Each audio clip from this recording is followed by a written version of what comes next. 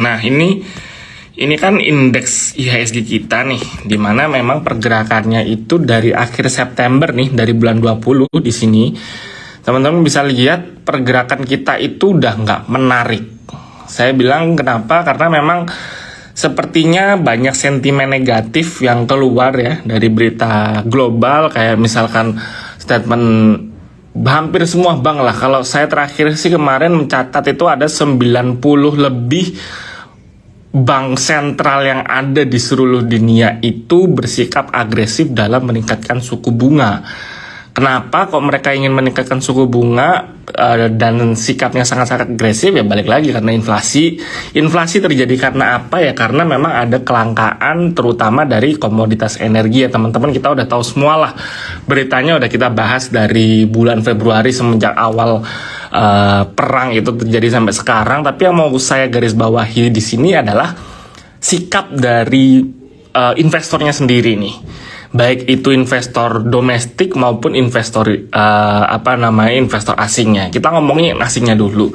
Kalau kita lihat IHSG itu pergerakannya itu kan memang dari kemarin itu bergeraknya downtrend nih. Dan kalau saya baca di sini itu kebanyakan para investor asing ya, mereka itu sudah mulai pelan-pelan melakukan net sell.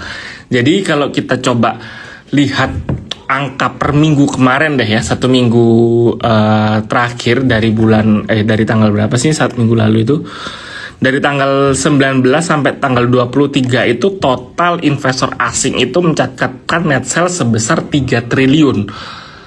Padahal kalau kita lihat dari awal tahun, dari bulan Januari itu investor asing masih memang sih kalau kita netin, kita hitung sih dari sini sampai sekarang masih net 70 triliun. Dalam artian mereka masih secara net itu masih membeli saham-saham kita dengan total 70 triliun. Tapi satu minggu terakhir kemarin itu sudah ngejual sebesar 3 triliun. Nah, lalu gimana sikap investor retail? Karena kan dari kemarin ini kalau dibilang investor asing itu udah sikapnya udah pesimis nih. Bahkan sebelum minggu kemarin sudah dari bulan Agustus ini nih mereka sudah bersikap pesimis.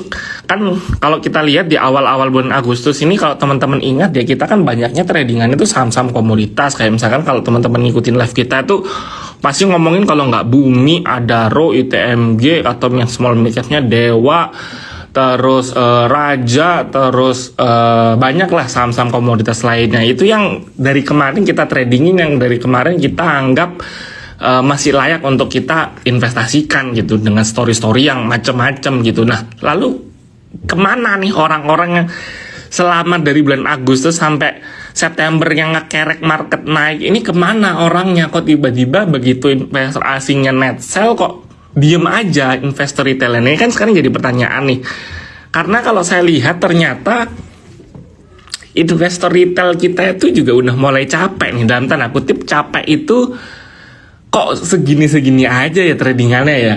Karena kita secara apa ya, secara naluri ya, secara alam bawah sadar, misalkan let's say kita ngomongin Bumi nih. Bumi kita udah trading dari bulan Agustus, misalkan kita beli di harga, bukan harga terendah deh, misalkan kita beli di harga 120. Terus kita trading di angka 130 atau 140-an. Habis itu kita beli lagi. Mentok-mentok kita udah 3 kali tektokan, udah 1, 2, 3, 4. Itu udah males lagi masuk ke Bumi. Kita bakal cari lagi yang lain. Kira-kira saham selain Bumi yang apa? Karena kita itu secara psikologi kalau misalkan sudah menang 2 kali, nggak mau untuk masuk yang ketiga kalinya karena takut nih. Karena kalau misalkan 1 udah untung, 2 udah untung, ketiga kalinya itu ada kemungkinan kita bakal rugi. Akhirnya kita akan menghindari saham yang sudah bikin kita untung ini tadi. Mereka pasti yang kemarin masuk ke Bumi, let's say mereka pindah ke energi. Energi kasusnya juga sama, orang dari sini udah tektokan bolak-balik, udah bahkan ada yang average down, habis itu taking profit dan lain sebagainya. Itu juga terjadi di saham-saham yang lain yang selalu kita bahas selama 1 bulan terakhir. Jadinya 1 bulan terakhir ini pun kalau teman-teman ngeliatin, meskipun yang live beda ya, misalkan hari ini saya, besok Koko Glenn, besoknya lagi Hans sama Jogi si trio kwek-kwek itu, habis itu si Kountung sama si Tereng ngomongin tuh pasti ngebahasnya sama, sahamnya seputar-seputar itu aja. Itu yang live di Trimegah doang, gimana di sekuritas lain, gimana di grup-grup saham lain. Menurut saya kurang lebih juga yang diomongin tuh mirip-mirip semua, yang akhirnya orang sudah ngerasa dalam tanda kutip jenuh. Emang nggak ada topik lain ya? Emang kita udah mentok ya tradingnya dari kemarin cuma di bumi, di energi. Kalau yang mau main aman masuk Bcash, masuk suruh Telkom, masuk suruh BCA. Emang nggak ada yang lain yang bagus ya? Nah ini yang akhirnya kalau kita balik lagi ke indeks kita, satu minggu terakhir ya, maksud saya dari tanggal 23 kemarin, market kita turun. Karena investor retail itu sudah berpikir, gue udah puas cuan, gak ada yang menarik lagi yang bisa kita tradingin. Bodoh amat deh si investor asing mau ngedam, mau buang barang, buang aja deh. Yang penting gue udah cuan, gue udah merasa puas. Akhirnya uangnya balik lagi ke sektor real. Nah ini pendapat abal-abal saya ya, ini disclaimer on ya. Jadi kemungkinan kalau saya ngelihat pun juga, saya kan juga ngikutin beberapa grup-grup saham juga ya, mereka juga kayaknya kecenderungan juga udah sepi. Karena kenapa? Balik lagi, orang yang dari kemarin suka trading itu juga sudah mulai ngerasa udah puas nih untuk trading. Dan terlebih di bulan September, Oktober sama November nanti, ini kan bulan September, Oktober, November nih. Dari dulu kecenderungan market di kuartal terakhir ini sebelum mendekati bulan terakhir yaitu bulan Desember, market itu kecenderungan flat, malah jenuhnya itu minus. September kemarin kalau kita lihat dari jangka time frame 10 tahun terakhir, netnya itu 6 kali merah, 5 kali hijau. Oktober juga kurang lebih mirip lah. November malah lebih banyak merahnya, lebih banyak boncosnya ketimbang hijaunya. Jadi investor yang dari kemarin itu udah mulai belajar, lebih baik gue masuk ke sektor real aja dulu. Dan terlebih lagi juga kan udah nggak ada katalis positif apa-apa. Mungkin yang menarik yang biasanya selalu on point di akhir tahun itu kan misalkan let's say contohnya saham-saham kayak yang bersangkutan sama infrastruktur. Karena biasanya proyek-proyek BUMN kayak Waskita, Wika, terus PT PP Adikarya itu baru dapat proyeknya di akhir tahun. Tapi kita tahu sendiri dari kemarin sektor konstruksi itu, infrastruktur itu nggak ada bagus-bagusnya sama sekali ya. Ini kita jujur-jujuran aja. Dari tahun 2020-2021 ketika COVID masuk, siapa pemerintah di dunia yang fokus meningkatkan infrastruktur? Kan nggak ada. Mereka semua duitnya itu pasti dimasukin untuk membiayai atau membenahi COVID-19 untuk vaksin dan sebagainya. Dan sekarang pun kasusnya ketika sudah mau pulih, ekspektasinya nih kemarin kita bocoran aja ya. Kemarin saya kan baru live sama Waskita nih. Saya habis webinar bareng Waskita. Waskita bilang memang sudah bisa untuk pulih nih. Tapi kita harus lihat lagi nih. Saya nggak ngejelekin sahamnya ya. Saya ngomongin secara sektoralnya aja. Memang ya udah kalau misalkan beneran baik coba tunjukkan. Kan saya di sini sebagai sebagai orang yang pro terhadap investor dong. Saya bakal bilang kalau misalkan ada perusahaan ngaku-ngaku perusahaannya udah mulai baik, ya udah tunjukkan performa perusahaan kalian gimana, lihat laporan keuangannya gimana. Kalau misalkan beneran bagus, kita nanti bakal buy kan gitu. Tapi ya masih memang agak susah nih, agak alot. Jadi pada tunggu-tungguan. Jadi akhirnya sahamnya nggak kemana-mana. Mereka yang di sini itu pada nungguin nih. Kira-kira beneran bagus nggak sih nanti laporan keuangan si Waskita ketika sudah ada pembaruan gitu kan ibaratnya. Nah, jadi ya balik lagi, kita kalau misalkan di kondisi market seperti sekarang, menurut saya keputusan yang cukup bijak kalau kita game changing aja, kita switching plan aja. Dari yang kemarin kita bulan September kita udah trading puas, udah dapat cuan kotos-kotos misalkan di Bumi, di Dewa Energi, Raja, RMKE, Friend dan lain sebagainya. Kita udah mulai coba nih. Kemarin misalkan let's say portofolio kita 80% buat trading, 20% buat cash. Terus akhir-akhir kemarin saya bilang udah mulai dipisah-pisah ya. Jadi 60% buat trading, 40% buat masuk ke saham yang investing. Nah, sekarang sudah mulai dibalik nih. 70% di investing, 20% trading, 10%-nya cash. Kalau bisa sih sekarang kayak gitu strateginya. Nah, misalkan ada yang tanya, nih teman-teman boleh saya akan coba bantu. Ada yang mau tanya ABA nih. ABA teknikalnya gimana? Kalau saya ngelihat ABA,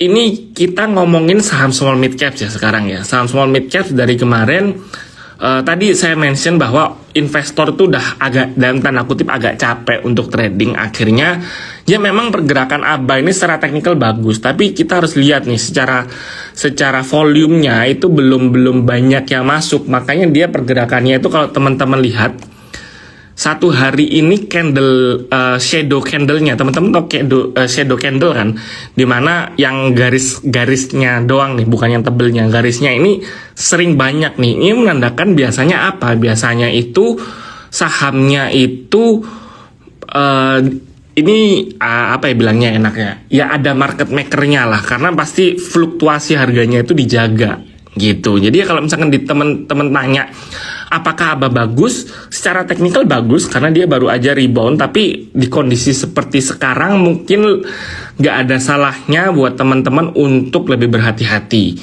Tapi kalau misalkan balik lagi nih, kalau misalkan saya ngelihat secara apa ya, secara kasat mata, ini saya bisa gambarkan ini namanya itu bentar, saya pakai gambar asal-asal aja ya di sini ya. Nah, ini itu dia bisa berpotensi ngebentuk inverse head and shoulders kalau misalkan si ABA ini berhasil menyentuh angka 238 kalau tembus ya. Nah, ini tuh cukup solid inverse head and shoulders-nya. Kenapa? Karena dia dari downtrend, ada pattern kayak gini, dia bisa berbalik arah. Tapi ingat lagi, saham ini secara volume kecil. Jadi kalau misalkan teman-teman masuk, kalau bisa nggak usah banyak-banyak, karena takutnya kalau misalkan nyangkut malah rugi yang ada gitu. Tapi kalau misalkan mau trading jangka pendek harus berani cut loss sih kalau saya bilang gitu. Doit Bumi, nah kan tadi saya bilang kan di awal, teman-teman tuh pasti banyak investor retail tuh banyak yang trading saham-saham komoditas karena memang terutama batu bara ya. Batu bara ini bisa dikatakan sebagai tempat berlindung, tempat bersembunyinya kita investor retail karena ngelihat kondisi makro tuh udah nggak ada yang bagus. Jadi inflasi udah tinggi, subsidi BBM udah naik, potensi resesi di tahun depan. Jadi faktor-faktor makronya tuh sangat-sangat jelek. Tapi kalau kita ngelihat secara sektor batu baranya, harga batu bara pasti naik kok. Ya udah kita tradingnya di sini aja gitu. Nah, kalau kita lihat dari Doit-nya sendiri gimana? Kalau Doit laporan keuangan, saya ngomongin dikit fundamental ya. Doit laporan keuangan sih belum keluar. Jadi saya cuma bisa lihat analisis secara teknikal aja. Tapi hari ini dia itu jelek karena dia udah ngejebol supportnya di angka 404. Hari ini Doit tutupan di 398. Saya sih asumsikan Doit ini masih bisa turun. Kalau misalkan teman-teman belum punya, bisa coba tampung di bawah aja. Atau misalkan kalau misalkan mau average down ya di angka 360 lah, 360 sampai 370 tuh kalau mau average down nggak apa-apa. Terus ada lagi yang nanya United Tractor. Tadi udah kita bahas Doit, sekarang United Tractor-nya. United Tractor ini untuk laporannya yang terbaru di bulan 8, di bulan Agustus itu kan ini aslinya nggak begitu oke menurut saya. Yang bagus itu penjualan heavy equipment-nya bagus, naik, angkanya naik, hampir achieve target. Padahal sekarang masih ini laporan terakhir, laporan bulan 8 bulan Agustus itu targetnya itu 5 berapa itu, pokoknya sekarang udah 400-an, udah mau achieve lah, 400 sama 4000 ya, saya agak lupa. Tapi yang lainnya gimana nih? Untuk batu baranya lumayan oke, tapi angkanya flat untuk pengerukan batu baranya. Emasnya juga malah turun. Jadi all in all bagusnya United Tractor itu cuman dari si penjualan heavy equipment-nya aja. Nah, makanya kalau kita lihat memang pergerakannya si United Tractor kecenderungan bergeraknya sideways, rangingnya pun juga jangka panjang. Dan hari ini kalau saya lihat sih, apakah dia bakal turun, apakah dia bakal sampai ke bawah 32.000? Menurut saya untuk dalam waktu dekat enggak, tapi malah saya ngelihatnya dia masih bisa bergerak rangingnya di berapa. Kalau ditanya, saya sih bilang mungkin di angka 33.000 sampai 35.000-an itu area rangingnya untuk si United Tractor gitu. MDKA sama Adaro, boleh MDKA dulu ya. MDKA juga, wah. Nah ini nih, saya tadi beberapa kali ngelihat saham batu bara ya, kok pattern candlenya mirip semua. Candlenya saya lihat saham batu bara ini berarti orang-orang sudah mulai capek nih untuk trading. Nggak batu bara doang ya, komoditas juga. Ini kan MDKA itu copper sama gold ya. Itu untuk orang-orang yang dari kemarin suka trading komoditas, kayaknya udah capek nih ngelihat fundamentalnya juga nggak ada perubahan, secara taktikal juga gitu-gitu aja. Akhirnya mereka pada ngebuang sahamnya semua. Nah ini menurut saya posisi downtrend di saham komoditas ini bakal masih berlanjut sih. Jadi kalau teman-teman mau coba average down, lebih baik cicilnya pelan-pelan aja. MDKA hari ini baru 2 kali ngejebol support di 40.80 sama 39.20. Nah kalau ditanya dia bakal turun ke berapa, bisa sampai ke bawah 3.400, 3390 untuk si MDKA, bahkan bisa lebih dalam lagi kalau misalkan angka 3390-nya ini bisa ketembus gitu. Nah untuk si MDKA berarti ya buat temen-temen lebih baik kalau misalkan mau cicil beli sih nggak apa-apa, karena ini kan saya ngelihatnya ada potensi untuk false breakout. Tapi lebih baik kalau misalkan mau cicil beli ketika dia udah balik ke angka 3.950, let's say, baru boleh beli lagi gitu. Terus ada lagi yang tanya Adaro juga banyak nih. Saya lihat Adaro pergerakannya itu sudah mulai patah arang nih. Jadi dia sudah di bawah angka EMA 20-nya, dan secara teknikal pun dia juga udah tinggi. Kita coba bantu lihat pakai indikator deh ya. Pakai stokastik gimana? Nah, stokastik juga udah kalau stokastik sih yang ngelihatnya malah dia bergeraknya bakal ranging sih. Kalau kayak gini tuh potensinya dia bakal bergerak ranging di range-nya berapa? 3770 sampai 4160. Coba pakai indikator yang lain, misalkan William Percentage R. William Percentage R juga sama, dia masih posisi ada di berpotensi untuk bergerak sideways. Jadi kalau lagi kayak gini lebih baik sih saya agak nggak berani rekomendasiin ya. Kenapa? Karena harganya juga udah tinggi juga nih. Walaupun memang secara fundamental jangka panjangnya masih oke, tapi kalau misalkan kita ngomongnya trading, ya kita lebih baik cari yang lebih fluktuatif aja, kayak gitu. ADMR anaknya, boleh kita bahas kalian. ADMR malah lebih menarik dibandingkan Adaro. Kenapa? Karena saya ngelihat fluktuasi harganya ini kelihatan. Secara volume pun juga lebih atraktif nih, pergerakan volumenya juga lebih rame, orang-orang lebih banyak yang trading di ADMR ketimbang di Adaro tadi. Dan secara teknikal dia pelan-pelan berusaha keluar dari EMA 20-nya nih. Saya gambarin di sini. Nah, ini udah mulai berada di atasnya nih sekarang. Ini kan kalau kita lihat kan dari kemarin kayak berusaha mau keluar tapi nggak bisa. Nah, ini sekarang sudah mulai ada di atasnya. Kalau misalkan mau trading jangka pendek, itu enak buat ADMR. Hari ini misalkan let's say tutupan berapa sih ADMR itu? 17.50. Kalau misalkan mau beli ya di 17.30, 17.20. Terus nanti kita langsung antri jual di angka 1850 lah kalau misalkan kita bersikap optimis. Kalau misalkan mau trading jangka pendek ya 1820, 1810 udah oke sih untuk si ADMR untuk kita tradingin kayak gitu.